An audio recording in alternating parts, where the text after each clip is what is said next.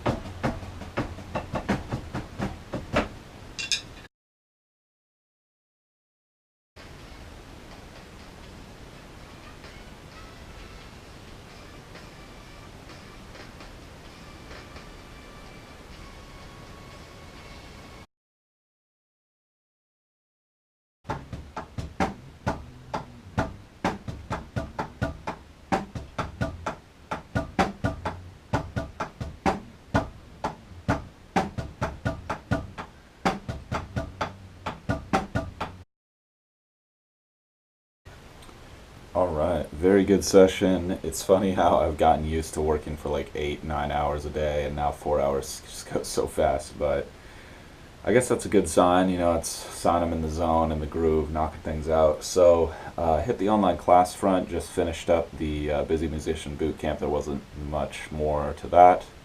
And then I dove into a songwriting tips PDF that the instructor included in the class, which is cool. I've been doing a lot of studying of songwriting on my own the past few years. That's been actually my main focus, honestly. And so a lot of this stuff is repeating what I already know, but it's cool to get her take. And there's a couple different things that she likes to do that I just took note of, and like I don't have to use it. You know, just because I'm reading about her technique doesn't mean I have to use it. But it's nice to have tools and tricks up your sleeve for when you get stuck to just think like, well, this other professional who has really good results does this thing, so why don't I just give that a shot, see how it works for me. So that was good. Um, Got into a quick drum practice, just working on more stick control stuff for my feet, working on some flams. Honestly, took it pretty easy on that. Didn't really push it too hard. And then took a short break and got back into the drum front. And I was listening back to to some of the takes that I've done already. So the good news is all the finished takes that I've done sound really, really good right now, and I'm really, really happy about that because that took a lot of work.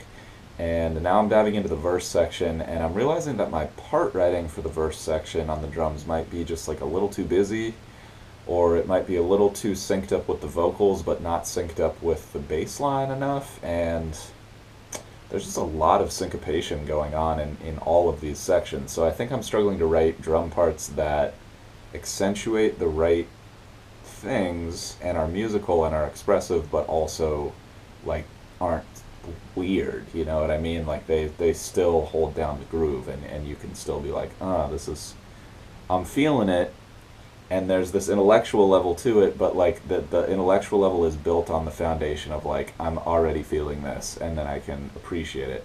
And I'm not a huge fan of a lot of music that's like, it's so technical, but then I'm not feeling it, you know, like, so the feel has got to be there. Let's just put it that way. So what I did is I sat down and I just tracked a drum part that was just purely synced up with the bass line. I ignored the vocals, ignored the horns, like all that stuff.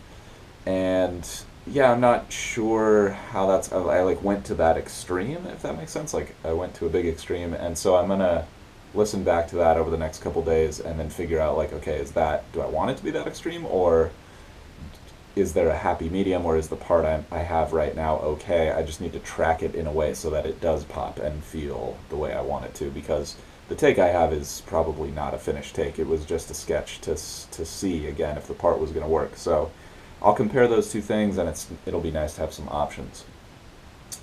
From there, I finished up editing yesterday, or the vlog from 3 days ago now, and then I started listening back to some guitar takes I did recently. That was good. And then I started digging into editing some vocal parts so that the track sounds a little bit more like how I want it to sound ultimately.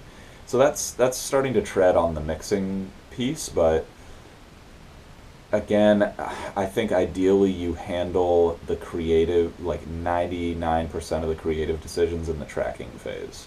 And so by the time you hand it off to the person who's going to mix it, or if you go in to mix it yourself, you're really just focusing on like making making everything sound great. Like it's already got a good balance. There's already a sound built in. You're not relying on the mixing engineer to give you a sound. You're just relying on the mix engineer to take something that's already awesome to the, you know, like ultimate level of like being a little punchier, being a little crisper, being a little, you know, and then the mix engineer can kind of focus on the big picture stuff instead of having to go in and be like, oh, your delay time is fucked up on your, you know, backing vocal right there, or something like that. So I'm excited about that, and really my thought at the end of the session, working on the track, like listening to everything start to come together, is like, wow, this is really sounding good. So I'm really stoked. I'm really, really stoked, and I'm excited to get deeper into editing a little more with the backing vocals and stuff like that. And it just goes to show, like, if you have a good track and a good part, then all the extra sauce you put on it, like if there's a little reverb or a little delay or something like that, just sweetens it and makes it just like come alive a little more and just makes it that much sweeter. You're not relying on the effect to make it good, if that makes sense. And I always think about it like making a sandwich. It's like, if the main pieces of your sandwich, like the bread and the meat, if it's a meat sandwich, let's say, and the cheese, let's just say that, like the main three ingredients are like some super delicious bread that would be really delicious just by itself if you were just eating bread, and some super delicious meat that's the same thing, like even just eating a piece of that meat would be like, oh, it's amazing. And same thing with the cheese. Like if you have all that and the flavors blend together, then it's like you don't need a crap load of mustard and sauce and like all that stuff to make it a good sandwich. You know, it's already good. And then you can just add a couple little seasonings on top of it to make it insane or great, or, you know, take it to that next level. So I think I've been doing a good job of staying on top of myself, just getting the best tracks that I can get from the ground up, and now I can move into this creative phase of just moving things around and getting the emotion of the track to really come out, and yeah, it's really exciting. So appreciate you guys for tuning in. Hope you guys are out there grinding towards your goals, enjoying the process. That's what I'm out here doing. And I'll see you guys tomorrow for more. Till then.